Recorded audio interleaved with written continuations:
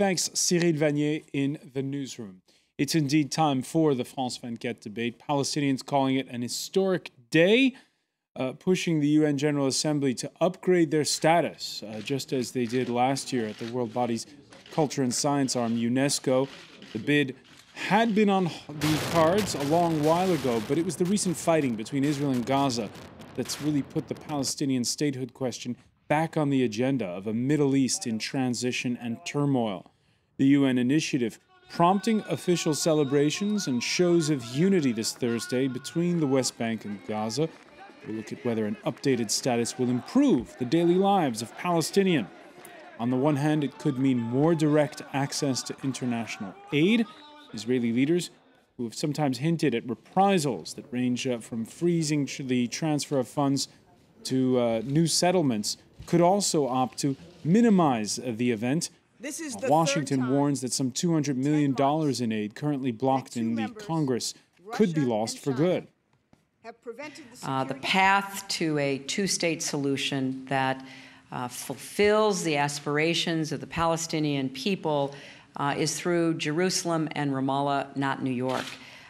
Will an upgraded UN status for the Palestinians merely trigger reprisals or the lasting deal that's eluded the region for nearly 65 years? Today in the France 24 debate, what next after the Palestinian bid? We'll be joined shortly from Ramallah by the Deputy Speaker of the Fatah Council, Sabri Saidam. With us already, we welcome him back, Israeli government spokesperson Avi Posner. And here in the studio with us, René Prange of France-Palestine Solidarité. Thank you for being with us. And thanks as well to Charles Meyer of the France-Israel Association. That's right. The France 24 debate, where you can always join the conversation on Facebook and on Twitter, our hashtag debate.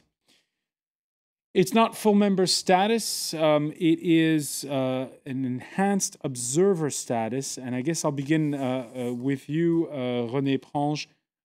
It's a status that right now only the Vatican has this status. Vatican has it. Yeah. Is it just symbolic, or does it really mean more? Well, I must tell that it's a great satisfaction for the Association France-Palestine Solidarity to see that the step is made today to welcome Palestine into the United Nations. And of course, the status which will be allocated today, hopefully, is not the one of full membership. But President Abbas requested this status last year, and this was refused by the USA.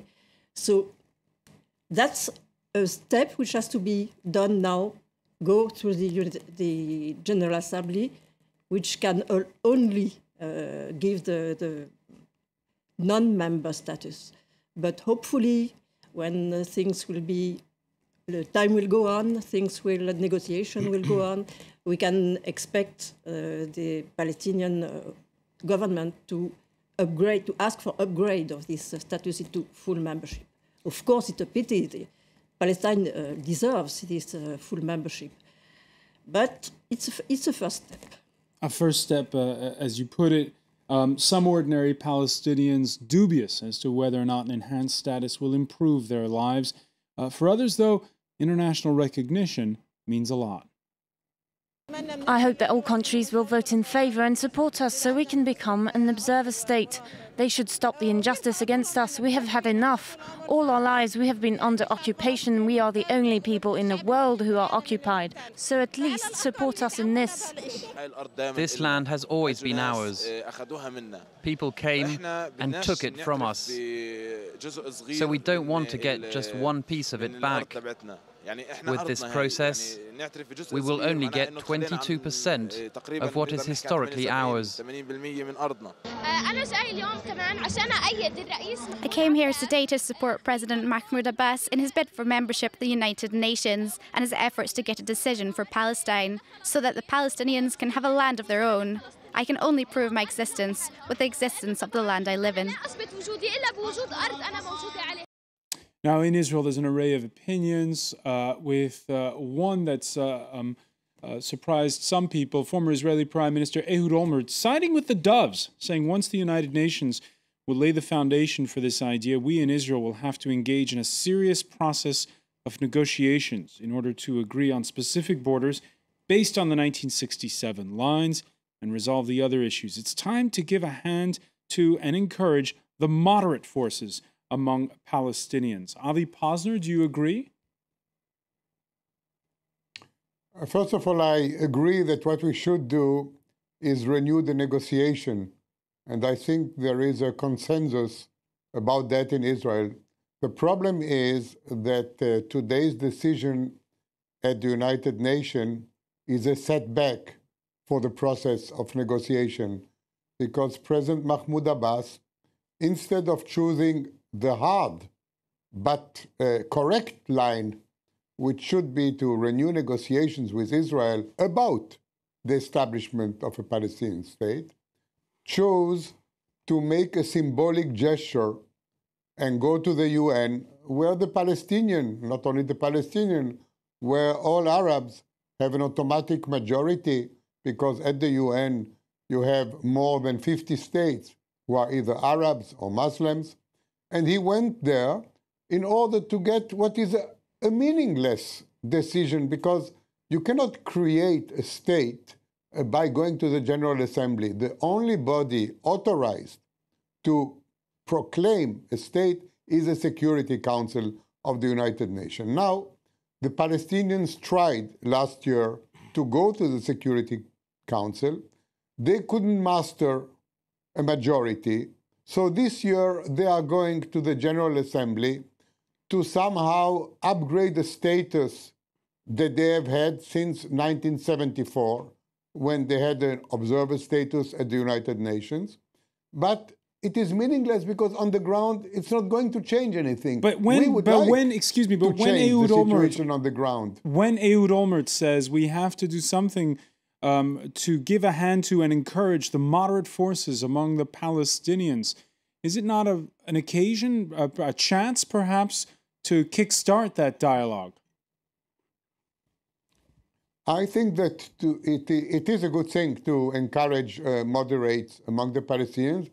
And we have been doing a series of gestures, like making life much easier for the Palestinians. You know that in but the last year, when they got in the West Bank, excuse me, I want to tell you something.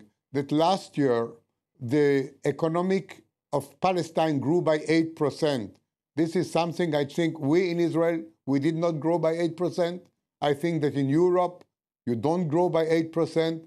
So this is a question which should be asked. How come that in this condition, the Palestinian economy grow year after year and people live better and better and better? This is an encouragement to the moderate. And it is a pity that we could not renew the negotiations, and instead of going towards negotiation, which we want, we also want to see the establishment of a Palestinian state living side by side with Israel in peace and security. But this has to be achieved through negotiation with us, not by going to the United Nations against our opposition. Well, couldn't you encourage it by, freezing the construction of new settlements, which you know is a hot button issue, which angers Palestinians? You know, there are so many problems. This is just one problem. For example, look at what it's a pretty important one. Only last week, when it is not more important than the question of security for Israel. If it's not important, why don't you freeze them? And when we froze them, what happened? Did you know? Are you aware that we froze settlement when we were asked by the American to freeze settlement in order to renew negotiation, and Prime Minister Netanyahu froze settlement for almost a year and nothing happened? So this is a question which I put to you. Maybe this is only a reason that the Palestinians hide behind the reason, and there are other reasons why they don't want to renew negotiations. Because they were offered, you mentioned Prime Minister Olmert. You certainly are aware that Prime Minister Olmert 4 years ago, negotiated with the same Mahmoud Abbas and presented to him with extremely generous proposals. and that he did not get an answer from Mahmoud Abbas. So it is a very complex situation, and it is very easy to pinpoint to one issue and say, why don't you freeze? So we froze. And what happened? Nothing. There are many questions on the table, and all questions have to be resolved. And you can resolve them only when you talk. So we tell the Palestinians, come and talk to us. Don't go around us to the United Nations. Come, talk to us. We will together help you establish a state. They don't do that because they chose the easier path, which is go to the UN, where they have 150 or 160 countries which will vote anything. If the Palestinians tomorrow go to the UN with a resolution saying that the earth is flat, they will get a majority for that. But that's not the way to proceed. In order to get peace, you have to talk to us. All right, Charles Meyer, among those nations that are voting yes is France. Yes. I am very sorry about this French attitude. There are some explanations. It's an old tradition of our Quai d'Orsay. But this is not the foreign ministry. But this is not for me the main point. The main point is that we are facing a regression of the influence of law in the international consensus. Because if the United Nations, the General Assembly, is voting this resolution, it means that they neglect what was agreed upon in Oslo, in different international forums, which committed the parties to do no step without negotiation. And this is a breach of all the agreements under the supervision of the United States, of the United Nations, excuse me. But there is also another point. How can somebody say that there is a state? What means a state? There is an international, I speak as a lawyer. But they're not saying that right now. They're simply saying enhanced observer status here. Observer, but observer as a non-member state, non-member of the United States, but considered like a state. And I speak as a lawyer. There is no state in this under these conditions. A state means a population, in borders, a territory with borders, and a government. And today, who is the government? Is it Mahmoud Abbas, or is it the Hamas in Gaza? They are killing each other, and there is no government, there is no territory, and the population is not very united. I think that the step of Mahmoud Abbas was a very bad deed for his population and a very bad deed for the international relations. Avi Posner, how will the Israeli government react after this vote? Look, I cannot tell you yet because we wait for the vote and we will decide about our reaction. We will take the time to think about it. We will not react with our guts, but with our minds. We will not do something which can harm the situation even more than it has been harmed by this latest move of Mahmoud Abbas. Because once again, what we want to see a solution to the problem. And when we will react in such a way which is consistent with this wish. We would like to see negotiation renewed. This is our purpose. We would like to see a solution. It is we that suffer from this situation. You know that only 10 days ago, missiles were falling on Israel. People were dying, people were wounded, property was destroyed. We would like to change the situation. The way to do it is to talk.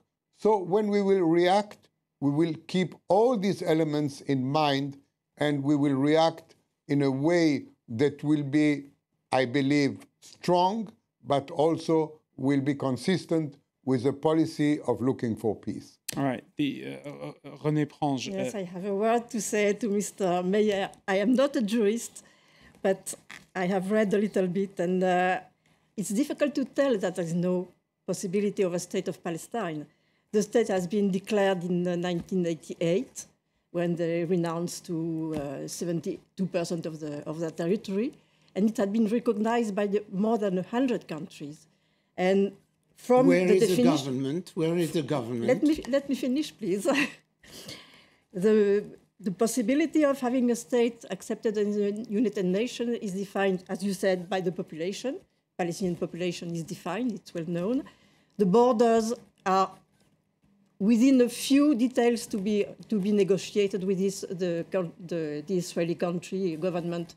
It's known, it should be based, it's agreed by everybody, it should be based more or less on the 1967 Green Line. And the government exists, and it's a bad time to tell about the opposition between Hamas and President Abbas at the moment, because you know that Hamas is pushing for this request at the United Nations. All the political factions, as it's called, people are called in Europe, but political parties, in fact, in Palestine are in favor of this demand. I just want to pick up on that point, René Prange, because the hardline Hamas, which controls Gaza, welcoming the initiative, as you say, but still, once again, spelling out its differences with Fatah in the West Bank. No one is against the Palestinian state. We support any political movement that brings a Palestinian state on the Palestinian land. But this state should be, in our point of view, based on Palestinian principles, resistance, and us getting a state based on the 1967 borders doesn't mean that we are giving up on the rest of the Palestinian lands. Of course, they cannot say anything else. But once you are living in a territory for decades and decades, you get used to that. It comes into the usual political rules. And so you think a deal based on the 1967 borders will come to pass? Of course. Well, we have no 67 borders. It's not borders. It was a ceasefire line, and there was no border in 67. There was no border in 49. But this only is semantics. Ceasefire lines. All right, when we come, I want to. We'll pick up on that point when we come back, because we have to take a break. I don't have. You're watching the France 24 debate.